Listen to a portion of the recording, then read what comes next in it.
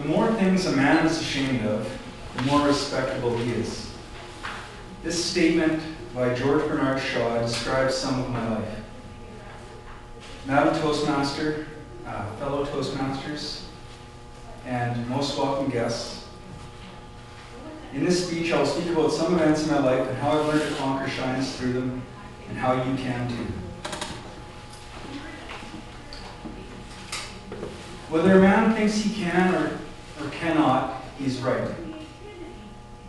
By the time I was school age, I was quite shy. However, I did end up making a few friends in kindergarten. One of them was a fellow named Andrew Greer. I still know that he lives in Wowota and is getting married.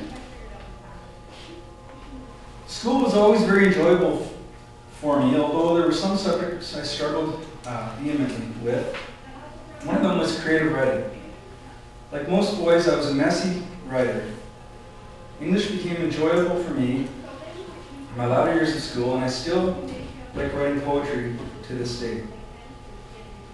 I've had a few occasions where you get a certain high, fast-paced adrenaline rush from writing, and it feels like you can write forever. Maths and sciences were always my strong suit. A lot of confidence was gained from my ability in mathematics. Band helped me as well to gain confidence. I wish I had stuck with it. Win one for the giver. Sports have always been an integral part of my life. I can remember kicking a ball or hitting a tennis ball against the wall for hours as a kid. When I was young, I didn't play some sports simply because my parents didn't push me like other parents did. Sports happened to me like fate. I joined baseball as a catcher after proving myself on the playground. It wasn't soon after that I developed into an excellent catcher. I threw many people out going to second base. Also, there weren't many pop-ups that I couldn't track down.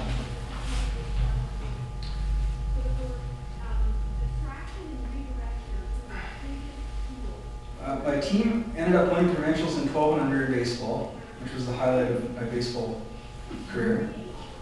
It was quite an experience. It helped me gain quite a bit of confidence. In small town Saskatchewan, hockey is like organized religion. For some parents, it's their entire social life. I didn't start playing until I was 9 years old, but I caught on fairly quickly.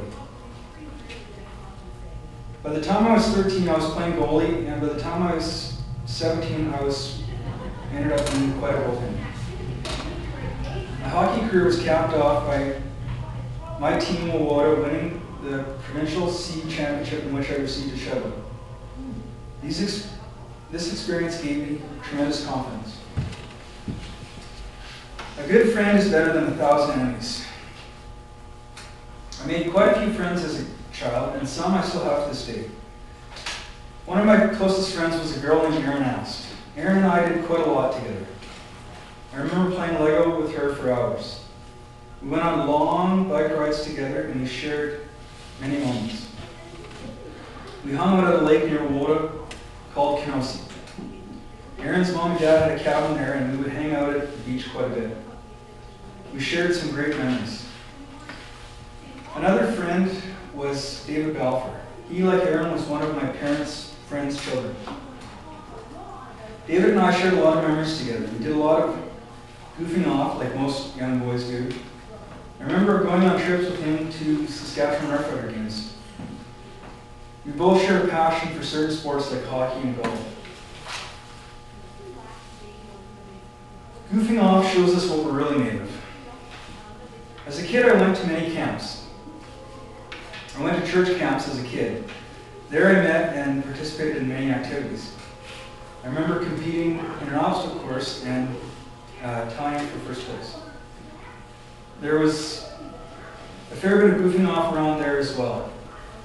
I do remember having a canteen there, which they would reward us, giving us candy every week. One of the other camps I went to as a kid was a French camp. I participated in many activities and took many classes. There were some funny skits that I remember doing, and they were all quite fun. The most memorable experience was having my first girlfriend. Shyness was starting to become a thing of the past. Family is the most important thing in life. I've always been known as the baby of the family since I was the youngest. That's the biggest reason, I guess. My brothers and sisters took care of me, especially when my parents were away. I remember them, on one occasion, stuffing me into the back of our station wagon as if I was a piece of luggage when my parents were planning to go on a trip. Lucky for me, my parents found me and returned me to the house. It was always hilarious when we would go somewhere and my brother, the oldest, would get in the front seat, my sisters would get in the back seat, and I would have to get in the very back. My relationships with all my siblings were close, but with my sister Sarah it was closer. We have remained close throughout the years. These experiences and my sense of humor about them have defeated my shyness. Quite a bit. We're here for a good time, not a long time. After moving to Calgary, I moved in on my own into a little basement suite. I stayed there for a while, but soon found myself moving in with 3 roommates into another location. We stayed at this location for some time, and it became quite a bit of a party place. We were supposed to be studying, but there was a lot of time spent partying with girls from around the neighborhood. I also remember hanging out at a club near our house called Botany's. There were many chances to beat shyness there with a bottle. Eventually, we all separated ways from the party house, but I still kept in touch with some of my acquaintances from there. I wonder what these people are all doing now. Well, I know at least one of them and where he's living. Everything useful I learned was in kindergarten.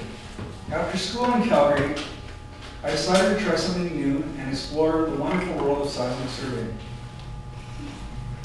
This is a process that is involved in finding oil and natural gas in the ground. The seismic experience showed me the meaning of hard work. I worked 200 hours in some 2-week periods. 16-hour days of walking and carrying heavy equipment around. For most of the time, I was what is called a jug hammer. I carried geophones around and heavy cables. The jobs were basic. We laid out stuff and we picked up stuff afterwards. Once all the equipment was laid out, we walked for the shooters to send a dynamite charge into the ground and get a reading which could give a good probability that oil or natural gas was in the ground. Then once that huge job was over, we picked up all the equipment and we moved to the next location. There was a lot of teamwork in science and in seismic, since you were working with the same team day in and day out. Moving doesn't have to be a moving experience. My first move was interesting. I was 17 years old and was starting grade 12. The move was a bit of a reluctant one at first. However, I grew quite accustomed to it and settled in quite nicely. First, I proved myself academically, but after that, it was sports that propelled me into popularity. As I started to prove myself on the volleyball courts, I made some friends, some girls, and I went to some parties. I had a few relationships, and I began to get quite accustomed to living in Outlook. After Outlook, I made plans to go to the Broad Institute of Technology in Calgary and study electronic engineering technology. After passing the entrance exam with flying colors, I was ready to move to Calgary. Fast forward to the present. I am now in Toronto, and I hear about this group called Toastmasters from a friend of mine. So reluctantly, I go to the first meeting as a guest. I found the atmosphere very warm and friendly, and the people relaxed and joked quite a bit. But what I liked most was the solid structure and rigid discipline. Even though the first experience was almost invariably difficult for me as a shy person, it was well worth it. The skills you learn in Toastmasters carry forward in life, and you gain so much self-confidence along the way.